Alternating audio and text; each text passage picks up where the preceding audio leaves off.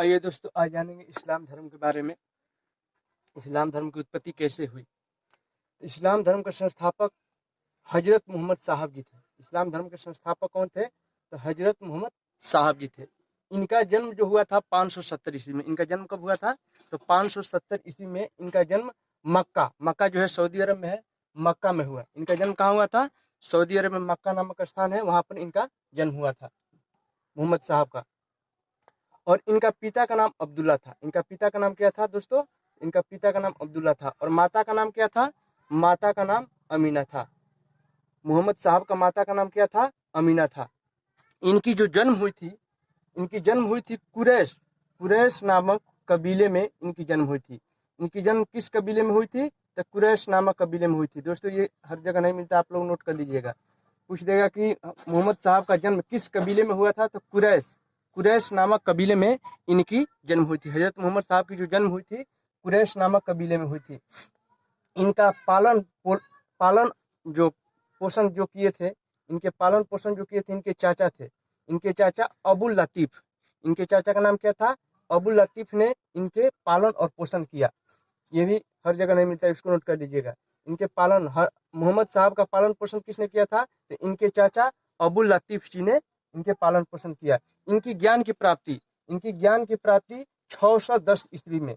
इनकी ज्ञान की प्राप्ति कब हुई थी? 610 ईस्वी में, यानी जन्म हुआ था 570 में जन्म हुआ था। और 610 यानी 40 वर्ष के बाद इनकी ज्ञान की प्राप्ति हुई। कहाँ पर? तो मक्का जो सऊदी अरब में है, वहां पर एक हीरा नामक गुफा था।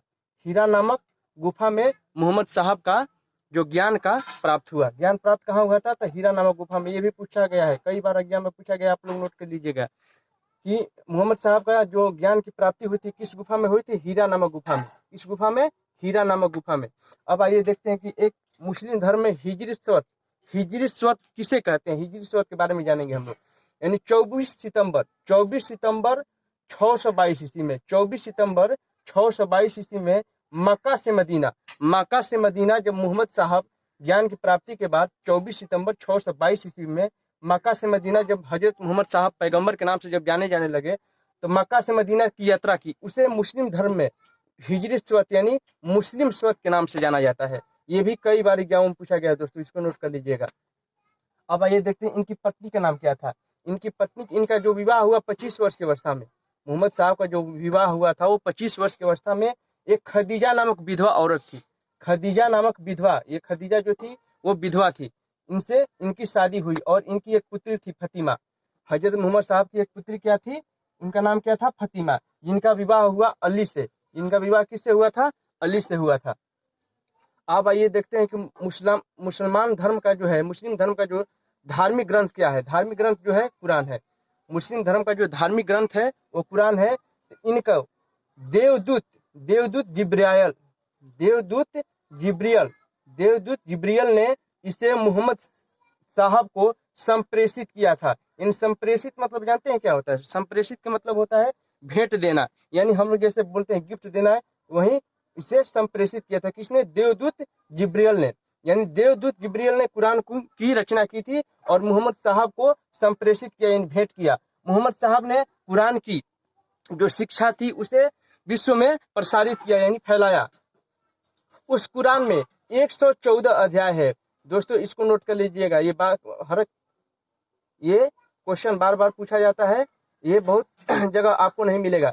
इसमें जो कुरान में जो अध्याय था 114 अध्याय था और 63-60 पद थे। कुरान में कितने पद थे? तो 63-60 पद थे। अब आइए देखते हैं कि मोहम्मद साहब की मृत्यु कब हुई। मोहम्मद साहब की मृत्यु 8 जून 632 ईस्वी में। 8 जून 632 ईस्वी को मोहम्मद साहब की मृत्यु हो गई और उन्हें मदीना में दफनाया गया। जन्म कहाँ हुआ था दोस्तों? जन्म हुआ था मक्का में और मदीना में दफनाया गया। मदीना कहाँ है? मदीना भी सऊदी अरब में है। उनको मदीना में दफनाया गया मोहम्मद साहब को। मृत्यु के बाद जो मुस्लिम धर्म था, मृत्यु के बाद जो मुस्लिम धर्म था 2 प्रांतों में बट गया। कितने प्रांतों में दोस्तों बट गया? तो 2 प्रांतों में बट गया। कौन कौन? तो सुन्नी तथा शिया 2 प्रांतों में। मोहम्मद साहब की मृत्यु के बाद 2 प्रांतों में, शिया और सुन्नी में मुस्लिम धर्म विभक्त हो गया, यानी विभाजित हो गया। सुन्नी किसे कहते हैं? सुन्नी किसे कहते हैं? तो दोस्तों सुन्नी जो सुन्ना में विश्वास करते थे, सुन्नी उसे कहते हैं जो सुन्ना में विश्वास करते थे। यानी सुन्ना का मतलब जानते हैं क्या होता है?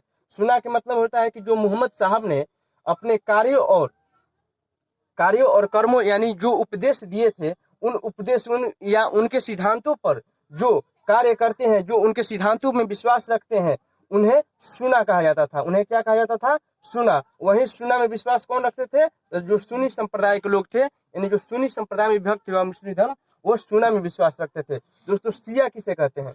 शिया जो अली जो उनके दामाद थे, अली जो उनके दामाद थे, उनके कार्यों और उपदेशों पर विश्वास रखते थे। कौन? शिया जो है अली के कार्यों और उपदेशों पर विश्वास रखते थे। अब आइए देखते हैं कि अली जो थे, अली की मृत्यु 661 ईस्वी में हो गई। अली की मृत्यु कब हो गई दोस्तों? यानी उनके जो हजरत मोहम्मद साहब के दामाद थे अली, उनकी मृत्यु हो गई 661 ईस्वी में। अब आइए देखते हैं, ये क्वेश्चन पूछा गया है कि अली के पुत्र का नाम क्या था? अली के पुत्र का नाम दोस्तों क्या था? हुसैन। अली के पुत्र का नाम दोस्तों क्या था? तो हुसैन था। हुसैन की मृत्यु 680 ईस्वी में 680 ईस्वी में करबला इराक में हो गई। कहाँ हुई? करबला इराक में हो गई। यानी यही क्वेश्चन पूछा गया था दोस्तों। 2012 के बीपीएससी का एग्जाम है, आप लोग जो देखे होंगे उनको पता होगा। पूछा गया था कि करबला किस धर्म से संबंधित है? जो करबला स्थान है वो किस धर्म से संबंधित है? तो करबला जो है जैन धर्म से संबंधित है, क्योंकि हुसैन जी का जो मृत्यु हुआ था, जो हुसैन साहब का मृत्यु हुआ था, कहाँ हुआ था? करबला इराक में हुआ था। करबला कहाँ है? इराक में है। तो इसलिए आप लोग इस पॉइंट को जरूर नोट कर लीजिएगा कि करबला कहाँ है? इराक में है। और किसकी मृत्यु हुई थी? तो हुसैन साहब की मृत्यु हुई थी 680 ईस्वी में। अब आइए देखते हैं कि पैगंबर के उत्तराधिकारी कौन थे? पैगंबर के उत्तराधिकारी को क्या कहा जाता था? दोस्तों ये पॉइंट आप लोग नोट कर लीजिएगा, इसको आप लोग नोट कर लीजिएगा कि पैगंबर के उत्तराधिकारी को क्या कहा जाता था। यानी पैगंबर के उत्तराधिकारी को खलीफा कहा जाता था। दोस्तों पैगंबर के जो उत्तराधिकारी हुआ करते थे उन्हें क्या कहा गया? खलीफा कहा गया। यानी खलीफा जो पद था 1924 ईस्वी, खलीफा जो पद था 1924 ईस्वी। देखिए दोस्तों, ये जो खलीफा पद था 1924 ईस्वी तक इस्लाम धर्म में जो ये खलीफा पद था 1924 ईस्वी तक रहा। इसे 1924 में तुर्की के एक शासक थे मुस्तफा कमल पाशा। तुर्की के एक शासक का नाम क्या था? मुस्तफा कमल पाशा ने 1924 में खलीफा पद को समाप्त कर दिया। जो खलीफा पद था उसे 1924 में किसने समाप्त कर दिया? तो मुस्तफा कमल पाशा ने। इसे आप लोग नोट कर लीजिएगा, ये कई बार एग्जाम में पूछा गया है। और कहाँ के शासक थे? तो ये तुर्की के शासक थे। जो मुस्तफा कमल पाशा थे ये तुर्की के शासक थे।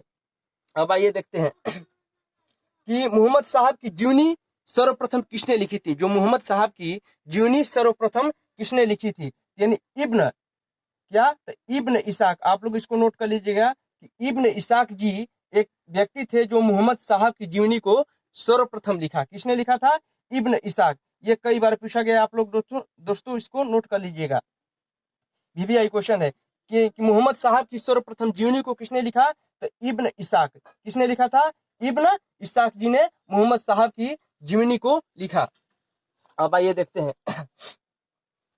कि मोहम्मद साहब, दोस्तों मोहम्मद साहब के जन्मदिन पर कौन सा पर्व मनाया जाता है? यानी मोहम्मद साहब का जन्म दिवस पर कौन सा पर्व मनाया जाता है? यानी मुस्लिम धर्म जो ईद पर्व है वो सबसे महत्वपूर्ण पर्व है। यानी ईद ए मिलाद उन नबी, ईद ए मिलाद उन नबी, जो मोहम्मद साहब का जब जन्म हुआ था, यानी जन्म के अवसर पर ईद ए मिलाद उन नबी पर्व मनाया जाता है। दोस्तों इसको आप लोग नोट कर लीजिएगा। इस्लाम का आगमन भारत में, दोस्तों ये क्वेश्चन आप लोग जरूर नोट कर लीजिएगा, क्योंकि ये सब क्वेश्चन तो सभी एग्जाम में पूछा गया है। अब जो होगा एग्जाम उसमें कुछ विशेष करके पूछा जाएगा। तो ये आप लोग जरूर नोट कर लीजिएगा कि इस्लाम का आगमन भारत में कब हुआ, यानी किसके द्वारा हुआ था? इस्लाम का आगमन जो हुआ था अरबों के द्वारा। इस्लाम का आगमन जो भारत में हुआ किसके द्वारा हुआ था दोस्तों? तो अरबों के द्वारा। जब 712 ईस्वी में सिंध पर मोहम्मद बिन कासिब ने जब आक्रमण किया और सिंध को जीत लिया, तो वहां पर इस्लाम का प्रचार प्रारंभ कर दिया। वहां पर इस्लाम धर्म का प्रचार को प्रारंभ कर दिया। यानी जो भारत में जब इस्लाम का आगमन हुआ था वो किसके द्वारा हुआ था? तो अरबों के द्वारा हुआ था। कब हुआ था? तो 712 ईस्वी में हुआ था। 712 ईस्वी में भारत पर किसने आक्रमण किया था? तो मोहम्मद बिन कासिम ने सिंध पर आक्रमण करके वहां सिंध को जीतकर वहां पर मुसलमान यानी इस्लाम धर्म का प्रारंभ कर दिया। अब आइए दोस्तों, एक क्वेश्चन ये क्वेश्चन पूछा गया एनटीपीसी अगला एग्जाम में कि जो मुस्लिम धर्म का वास्तविक संस्थापक भारत में किसे माना जाता है? आगमन तो 712 ईस्वी में हो गया था, पर ये क्वेश्चन पूछा गया एनटीपीसी अगला एग्जाम। इससे पहले जो एनटीपीसी एग्जाम हुआ था, आप लोग प्रीवियस ईयर क्वेश्चन को देख सकते हैं। ये क्वेश्चन मिलेगा आप लोगों को कि 1175 में मोहम्मद गौरी ने मुल्तान पर जब आक्रमण किया, उसी समय से भारत में मुस्लिम जो धर्म था वो अस्थायी रूप से यानी उसका स्थापना हो गया। यानी प्रथम जो शासक थे मुस्लिम शासक जो भारत में मुस्लिम धर्म का विस्तार किया, वो कौन थे? मोहम्मद गौरी जी थे। मोहम्मद गौरी जी थे। ये मोहम्मद गजनवी के एक छोटा अधीन गौर साम्राज्य था, उन्हीं वहीं के शासक थे। कौन? मोहम्मद गौरी, जो 1175 ईस्वी में कहाँ पर आक्रमण किए थे? तो मुल्तान पर। 1175 ईस्वी में मुल्तान पर आक्रमण करके वहां पर अस्थायी रूप से मुस्लिम धर्म की स्थापना कर दी। किसने? मोहम्मद गौरी ने। इसे ये एनटीपीसी में प्रीवियस ईयर क्वेश्चन है, पूछा गया, आप लोग इसको नोट कर लीजिएगा। अब आइए देखते हैं कि जो